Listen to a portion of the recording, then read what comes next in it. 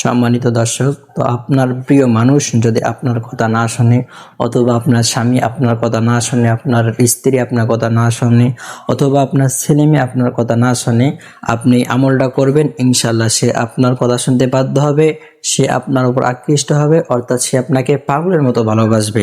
তো আপনাকে আমলটা শুরু করার আগে 3 বার ইস্তেগফার পড়ে নেবেন। আস্তাগফিরুল্লাহ, আস্তাগফিরুল্লাহ, আস্তাগফিরুল্লাহ। এরপরে 3 বার দুরূদ শরীফ পড়ে নেবেন, অর্থাৎ দরুদে ইব্রাহিম, যে দরুদ শরীফ আমরা নামাজের মধ্যে পড়ে থাকি, এই দরুদ শরীফ 3 বার পড়ে নেবেন।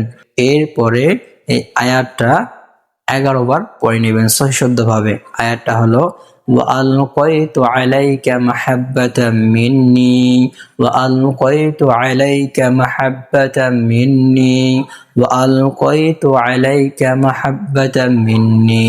এভাবে সহিশুদ্ধভাবে 11 বার পড়ে নেবেন। পরে আবার দরুদ শরীফ 3 বার পড়ে নেবেন। তো আমি আপনাকে যেভাবে আমলটা করতে বললাম, আপনি যদি ঠিক এভাবে আমলটা করতে পারেন, তো আমলটা করলে কি হবে, আপনি যার জন্য আমলটা করবেন সে আপনার কথা শুনতে বাধ্য হবে, সে আপনার কাছে আসতে বাধ্য হবে, অর্থাৎ সে আপনার উপর আকৃষ্ট হবে, সে আপনাকে পাগলের মতো ভালোবাসবে।